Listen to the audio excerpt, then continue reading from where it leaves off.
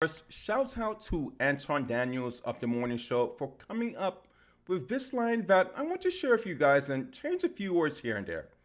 The separation between the people that become great and the people that do not is suffering. Suffering gives you thick skin. Suffering allows you to learn the lessons that will ensure that you can endure long enough to get to the success. Suffering gives you life lessons. Suffering does growth. And suffering by failing forward. I thought those were interesting words to start off this show. Let me say something. There are only a handful of athletes that have done incredibly well this season, and the common theme for most of them is that they started your season incredibly early. And I predicted this along with Track and Ace. Make sure you check out his YouTube channel. When I came out with this video, early birds will get all the worms. Some started as early as indoor season. For example, let's take a look at Katelyn Richardson from the UK, who just shattered the 800-meter national record at the Paris Diamond League meets by running an incredible time of 1:55. And then we have ShaCarri Richardson, who has been amazingly consistent this current season and provided another Grand Slam in the 100 meters by running a 10:73 with illegal win 2-6 at the Star Athletic Sprint Series just a few days ago. This conversation will be about consistency, so hold on to your seats as I break through that barrier, which I would call the dreaded wall. So here is how I would like to define the term breaking the wall. It's simply being consistently good, not wavering back and forth, like one day I decide to run a 22 flats in a 200 and next day it's a 25. No, those types of folks are excluded from this conversation. We're talking about folks you can rely on every weekend to run at your best. Only a few athletes have exhibited this type of behavior, and I'll go through a rundown in this video. And if I miss someone, just let me know in the comments. I'll start from where I left off with our friend ShaCarri Richardson. Her wall coming into this season was 11 flat. And in present time, well, she's undefeated in the 100 meters and is having her best season ever. Now, we're just in the middle of outdoor season with a long way to go, but I don't see those jets slowing down. Last year, it was a rough patch for Richardson. You remember the hair, outfit, random tweets. Mostly everyone, including myself, was so critical of Richardson. But you know what? It was absolutely necessary because we cared for the lady and knew she could do better. But she said this season, I will be walking down all my haters. And that is exactly what she is doing right now. So what do you guys think? Do you think she's going to slow down? Well, I'll tell you what. I can honestly sit here and tell you that she's not the most talked about athlete on my channel. You can scroll through to figure out who those are immediately, and hence the red arrows pointing. But I will not bet against Richardson because everything is stacked up on her side right now. Again, the lady's undefeated this season in the 100. She's 8 of 9 when running in bad weather since 2022. And one more distinction to add is her being undefeated when it comes to overseas competition thus far this season. And I bring out overseas stats though. It's just one race, yeah, and give me a break. But the Diamond League meets and these World Athletic meets are mostly abroad. Like the one that was held in Doha, well, there's several more just like it, and mostly overseas. And a Diamond League event will be taking place in Eugene, Oregon, at least the last one coming this fall. And you better believe that event will be on fire, being held in the United States. Now, a less flashier athlete, but I promise you she's not boring, but amazing on the track, is Katelyn Richardson. The UK's best in the 800 meters and about the same age as our own star in the US, Ethan Moe. Hoskinson is undefeated in the 800 this season with just one race under her belt. Started early indoors and also went undefeated. We have much more to see of her, as you better believe She will most likely be participating in a lot of Diamond League meets as well, and the likelihood of her coming top 2 at Worlds if she continues at this pace. She's number 1 in the world right now in the 800, and those times are slowly approaching the sound barrier. But, big but, it doesn't just end with Hutchinson, as there are other Europeans coming in this conversation where we have another athlete, yes, Femke Bol. And what can I say? The lady is just amazing. And there are no real adjectives left that can describe what is going on here because, let me be honest with you guys, TRP has used them all.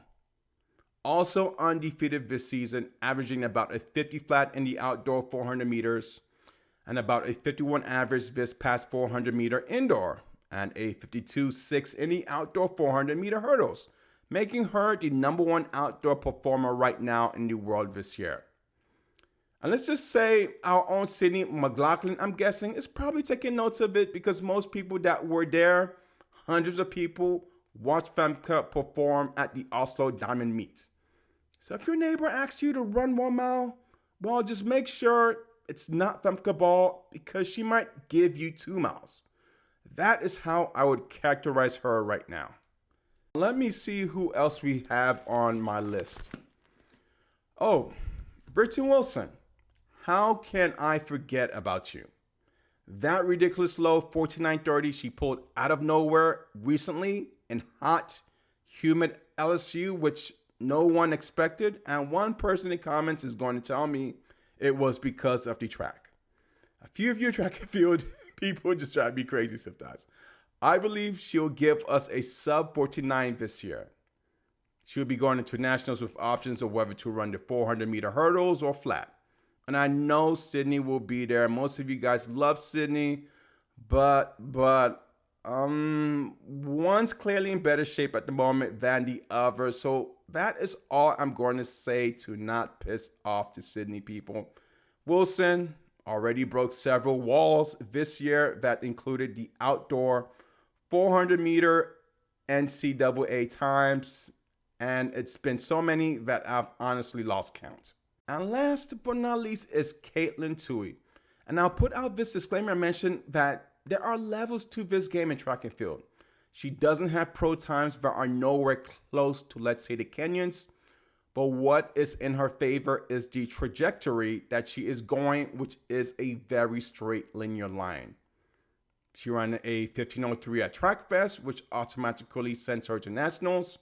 She ran more than 10,000 meters in the NCAA championships by doubling in the 15 and 5,000 to separate her among her college competitors, which included Parker Velby, who I think is the next best distance athlete.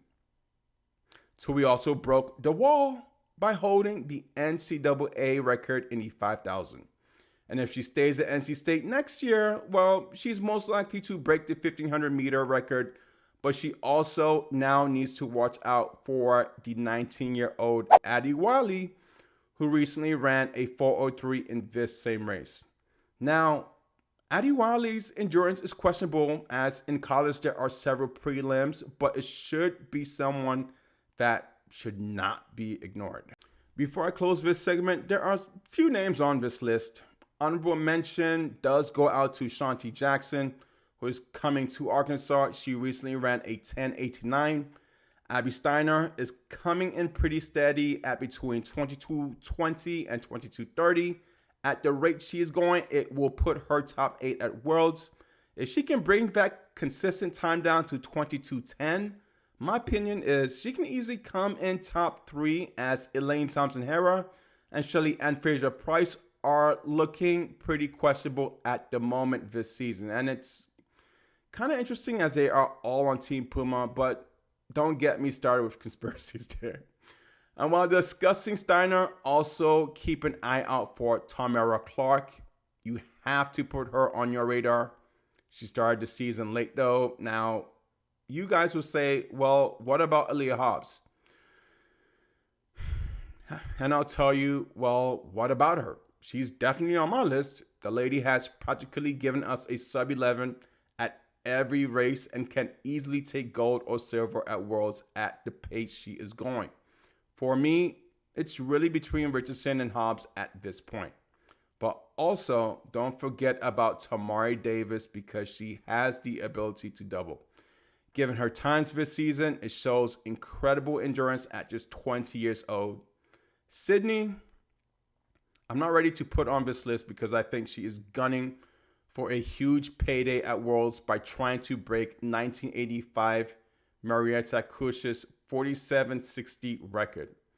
But in order for her to do that, she needs to knock 2 seconds from her time of 14.971 a week ago in Paris, where her wall was at the 300-meter point.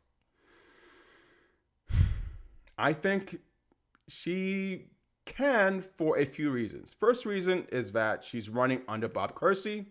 She picked him for a tactical reason to work on speed. You all know that, especially if you have been listening to me on this channel about Bob Kersee, this and that. Second reason is that she only performs a few times each year, so something has to get broken. It's either going to be her or the track. And right now, she wants the track. And that is all, ladies and gentlemen. Now, transitioning over to comments where I go through a few of the comments from the last video. The pinned comment of the day came from FBI. He wrote, Caitlyn Tui is human, but I don't believe she should have doubled. Katelyn should have just concentrated on the 1500 meters and flat out run from the start. With that said, Wilson shouldn't have doubled either.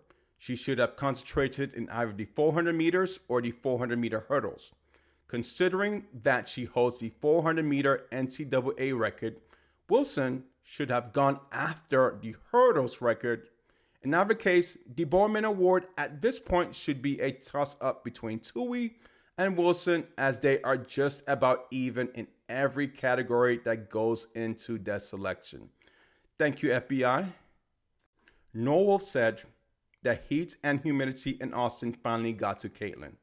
Her system was depleted after running a previous 10,000 meters, and not long before that, she competed in a 5,000 meters against top pro runners and finished fourth and set a new collegiate record. Her system was shutting down, and you could see it in the 1500 she ran. And I think it was a smart move taking her out of the 5,000. Thank you, Norwolf. Factoring climate is a big deal in those types of races. Next, RT said, ditto about the athletic benchmark. I hope she comes for another year and surprises us all. And I do as well, sir. Phil Obibian said, thanks, Jacob. Good analysis and very thought-provoking. I agree with Charles' comments towards the end. I think that Tui's setback at the NCAAs makes it more rather than less likely she'll stay around at NC State. Think about it. There are pluses and minuses to going pro.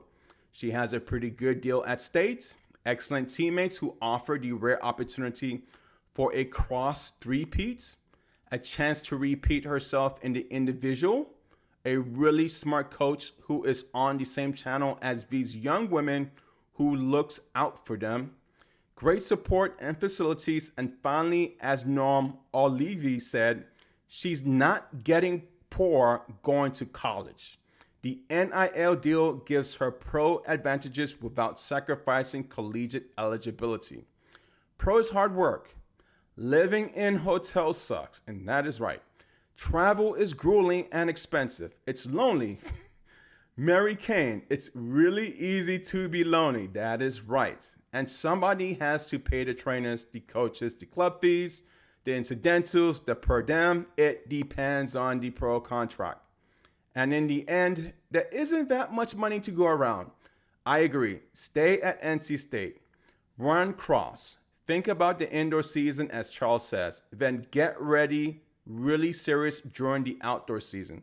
Work on speed, try to double again, run the 10,000 again, experiment and learn. Then go pro. By the way, in my opinion, this Olympics is not too easy. She should take her time and focus on the 2028 Olympics, when she will be in her mid-20s and at or near her full potential. Hard to say how she will mature, but in 6 or 7 years, she could wind up like Sisson as a really good long distance runner. She has time. Right now, if she's sick, get well. If she's tired, get rested. Good luck, Katelyn.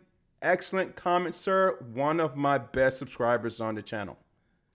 Shout out to Warren Birchman, Dr. Mohammed Aitnoah, Joseph Silos, Run Happy, Robert, Run Lone, Tim Marshall, Stephen Stephen Kennedy, Jim O'Connor, Sharon Bowman, Dick Johnson, Janet Sinzer, Jack Bell, Norwalk for joining this conversation. And lastly, make sure you guys check out Track and Ace as he dropped several videos this week on a topic about consistency as well. And David Kloss, one of our super chat members, always dropping super chats that I greatly appreciate. And have a great day. So if you liked this video, then check out the videos right above or visit our short clip playlist. Have a great day.